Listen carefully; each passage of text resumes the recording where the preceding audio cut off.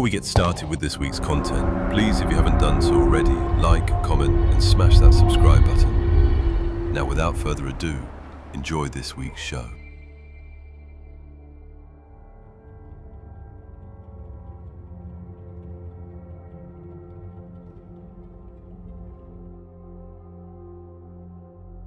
KC9. It started during Fortnite Chapter 3. Zero build was popping off, and I'd just gotten back into the game after a long break. I was 19, in my second year of college, taking classes remotely and staying up way too late. Fortnite was my escape. Quick games, low stakes, funny skins. My roommate Sean and I usually played duos, but one night he dipped early. I hopped into Phil and matched with a player named KC9. Good mic, friendly tone, decent callouts. She played support, always dropped extra minis, pinged gold weapons, threw cover fire. We won 2 games back to back and friended each other. The next night, she was online again, then the next. Pretty soon, we were running duos every night. She said she was 23, graphic designer, said she lived in Buffalo, claimed she mostly played Fortnite while her roommates were out. I didn't ask too many questions. It didn't feel weird at the time. We started DMing on Discord, swapping TikToks, game clips, memes. She was easy to talk to. Said she liked how calm I was compared to most guys in voice chat. It felt like a connection, even if it was just over the game. She asked about college. I said I was at a SUNY school in upstate New York. Never gave the town, never gave my name, just basic stuff. Still, she picked up on details. My art school hoodie, the brand of iced coffee I liked, the posters on my wall. It all came from screenshots or the few times I streamed with my cam on. I didn't think twice. Then one night, she said something that made my stomach twist. You should put your blinds down when you game. That light in your room makes it so easy to see in. I froze. I hadn't told her where I lived, not even the city. My window faced the parking lot behind our apartment building, not the street. I tried to play it cool. Lol, what? She replied, your Twitch stream last week. Don't worry, I didn't save anything. Just like being able to put a face to the voice. But I hadn't shared my stream publicly. I checked. My Twitch profile had 1 follower, no username I recognized. I stopped gaming that week, turned off everything, locked my socials, told Sean. He didn't get it at first, until I showed him the message. We joked, maybe she's just a weird fan, until the envelope showed up. No return address, left under our door. Inside, a folded printout of a Discord chat between me and KC9. Stuff we'd talked about, what I was wearing one night, what posters were behind me, things I never typed, only said out loud. There was also a photo, me, sitting at my desk, taken from outside the window, through the screen, face lit by the monitor, mouth open, mid-sentence. We called the cops. They took it seriously, sort of. Filed a report. Told me to keep my blinds closed and camera covered. I deleted my Discord, blocked the account, changed my number, set my socials to private, stopped streaming, moved Fortnite to a new Epic ID. But it wasn't over. A few weeks later, Sean got curious and started digging. He searched old gaming forums, tracked the username KC9 through archive pages. Discord leaks, old LFG servers. The oldest post? A Valorant forum, 2 years earlier. But KC wasn't a woman in that post. It was a guy, posting in a thread asking for girl voice changer software. He claimed to be 42, said he used a female voice mod to make lobbies less toxic. His bio said, people let their guard down when they think they're talking to someone sweet. Sean didn't tell me right away. He waited until he was sure. Turns out, he found more accounts. Same IP, Same writing style, same KC9. All connected to one person, a middle-aged man. Real name, unknown. Location, unknown. But one thing was clear. He'd done this before, and he was really good at it. I don't play Fortnite anymore, and I keep a sticky note over my webcam now. Not because of what I saw, but because of who saw me.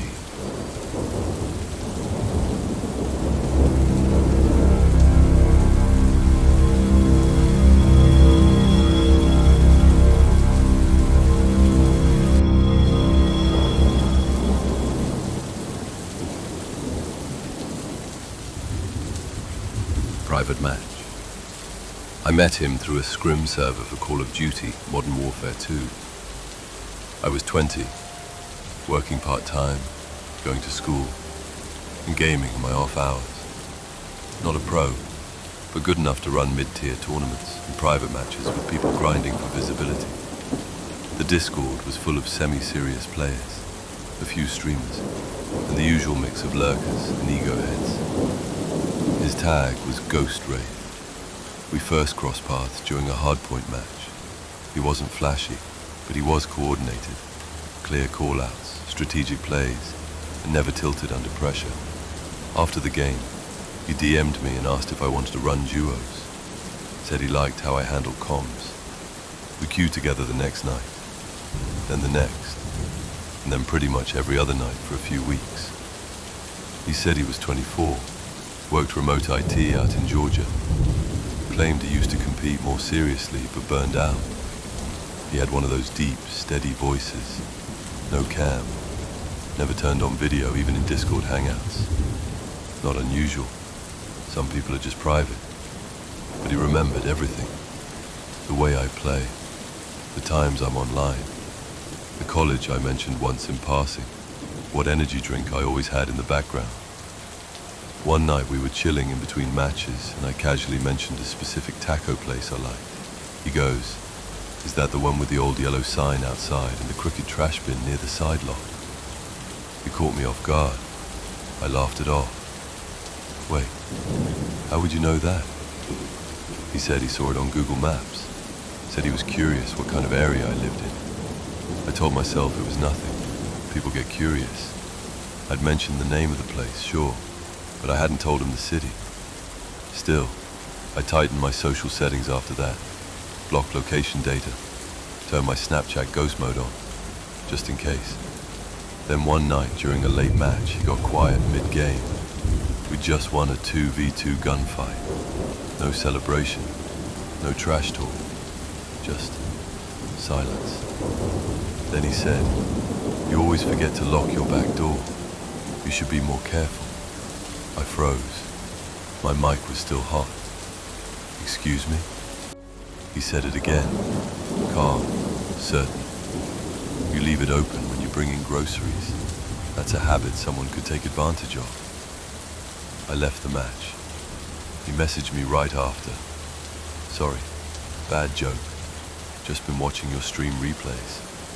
You mentioned it last week." I hadn't streamed in weeks, and when I had, I never showed my kitchen or my doors. The message sat unread. I called my roommate, who was staying at his girlfriend's. He hadn't been home all weekend. I checked the back door. It was locked, but the screen door was open, slightly ajar. I didn't sleep that night. I sat with a baseball bat on my lap and all the lights on. I reported into the server mods, told them everything. Screenshots, logs, timestamps. They banned him. Admins told me they'd seen patterns like that before. That was the worst part. He wasn't the first. I thought that was the end of it. Until 2 weeks later, I got a letter in the mail. No stamp, no return address. Inside was a printed screenshot, a COD kill cam, from one of our first matches. I was the kill, he was the shooter. The name Ghost Wraith in red. But someone had edited the image. In the lower corner, where my tag was, he'd written, "You forgot to check your 6." That same night, I got a Venmo notification, a payment request, $6.66, labeled for the next match. Blocked, deleted, moved out a month later, never played on that Discord again, never joined another public server, and I don't accept random game invites anymore. Because in online lobbies, people can pretend to be anyone. But sometimes, the most dangerous players are the ones who aren't playing at all.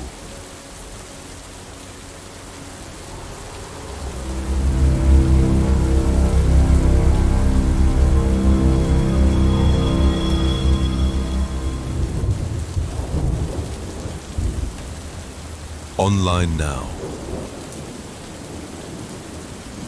It started with my little cousin's Roblox account. I was staying with my aunt for a few weeks during winter break. I'm in college, second year, commuting. And she asked if I could help monitor her son's online activity while she worked nights, just to make sure he wasn't getting into anything weird. He was 10, obsessed with obby maps and roleplay servers. We set up parental filters, restricted chat access, all that. But he kept complaining that his old account got banned for no reason, and he had to make a new one. The new account's username was IdleFox443. Harmless enough. I figured I'd hop on, learn the layout, see what kind of players were in these games, just for awareness. The first time I logged in under his account, nothing weird happened. Second time, I joined a random neighborhood roleplay server, Bloxburg style. Houses, vehicles, emotes, nothing out of the ordinary. Until I saw a character standing on the edge of the map, alone, not moving. They weren't part of the in-game friend list, no chat bubble, just the username. Online now, spelled with a 0. I walked up, jumped, waved, no response. The avatar was plain, default smile, red beanie. Just stood there, looking out past the invisible map boundary. Weird, but it's Roblox. There's always someone messing around. I left. The next day, the same thing happened. Different server. This time it was a cafe roleplay game. Again, Online Now was there, standing across the street from the spawn point, watching from the sidewalk. I clicked on the profile. No bio. Join date was 2 weeks earlier, but the about section was blank, except for one line. It's easy to see in from the dark. I thought maybe the kid had stumbled onto some weird alt account. Bots are common on Roblox. I told him not to accept random friend requests. He swore he hadn't. Later that night he went to bed. I opened the account again, half curiosity, half paranoia. I logged into a completely different game, a survival escape map. Darker, sparse, mostly empty. Within 60 seconds of spawning, Online Now joined the server. This time, they moved. Walked in a slow, stuttering path toward me. Didn't say anything. Didn't emote. Just followed. I ran. Left the game. Closed the laptop. 10 minutes later, I got a message through the Roblox inbox. Why'd you log off so early? I like watching you in the kitchen. My blood went cold. The kitchen. I've been playing at the dining table, in full view of the kitchen light. It could have been a guess, or it could have been real. I checked the account. The messages tab showed more than just that one. A few were deleted, but others had subject lines like, "You're always online at 9:42 p.m. Your cousin plays loud when he's alone. You turn off the lights at the same time." We shut the account down, reported everything. Roblox support flagged it but said they couldn't trace anything back beyond the default IP trail. Likely a VPN, they said. 2 days later, a package arrived at the house. No return address, no stamps. Just left on the porch sometime during the night. Inside, a small toy, a Roblox figure, default avatar, red beanie. Taped to its chest was a folded sticky note, written in sharp, messy letters. He doesn't watch the screen when he plays, but I do. I never told my cousin the truth. We wiped the laptop, got him a Switch. I told my aunt I didn't think Roblox was safe, and she didn't ask questions after that. But sometimes, when I hear that old Roblox soundtrack echoing from someone's phone in public, I get this feeling like I'm back in that house again, and that same plain avatar is still standing just outside the map, watching.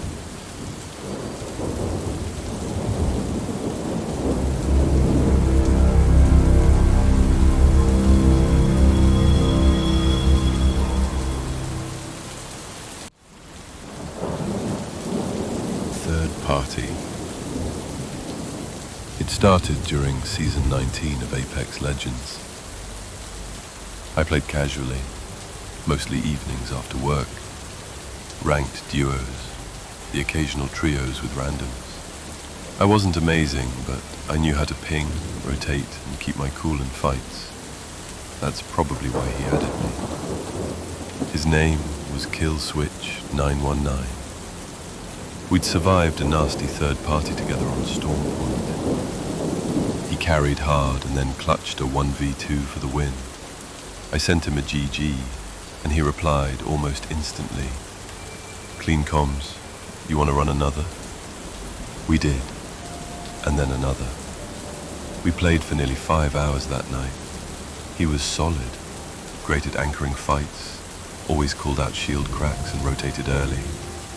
His mic was low and calm, no background noise. He said he was 28, ex-military, out in Virginia. Didn't talk much about his real life, but he was quick to ask about mine. "You in school? Live alone? You ever think about streaming? You sound like a streamer." I brushed it off. People overshare online all the time. I kept my answers short. Still, we kept playing. Every night for about 2 weeks. We developed rhythm. I'd queue up around 9:30 p.m. He was always already in the lobby, waiting. No party invites needed anymore. Just silence. Then his voice in my headset. "Let's drop fragment." He never got emotional, never tilted, never trash talked. Honestly, I kind of appreciated the consistency. No drama, no pressure, just clean games. Then he asked if I had Discord. I hesitated but said sure. I figured it was easier for comms. His profile was empty. No mutual servers, no followers, no PFP. Just his tag and a black background. Still, nothing weird. Until the night I mentioned my roommate was out of town. We were in a post-match scream. I said something like, "I'll be louder tonight, don't worry. Got the place to myself." Silence. Then he says, "Yeah, I know." I waited. "Your lights are off." My chest tightened. I looked around the room. It was dark except for my monitor. The curtains were closed. My blinds were tilted halfway. "Are you messing with me?" I asked. He chuckled. "Relax. Just a guess." But it didn't feel like a guess. I ended the session early. Didn't log on the next night. That's when I noticed he had DM'd me on Discord. No text, just a screenshot of my in-game banner. But it had been edited. The badge background was replaced with a blurred out photo. Me, sitting at my desk. taken from outside the window. You could see the glare of my screen, my reflection, the side of my face. I blocked him immediately, deleted Discord, changed my origin name, uninstalled Apex. But it wasn't over. 3 days later, a friend from an old LFG server texted me. "Hey man, that guy Killswitch is asking about you. Says you got disconnected mid-match and never came back." He sent a screenshot.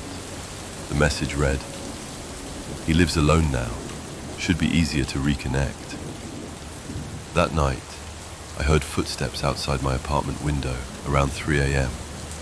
Soft, slow, measured. I live on the second floor, no stairs on that side. I called the cops. They found nothing, no one, just shallow scuff marks on the siding beneath the window, like someone had tried to climb, or had already done it before. I moved within the week. Apex is still installed on my console. I haven't touched it in months, but once in a while, when I scroll past it, I see a pending friend request. Same tag, Killswitch 919. No profile pic, no status, just the same 4 words, waiting for your drop.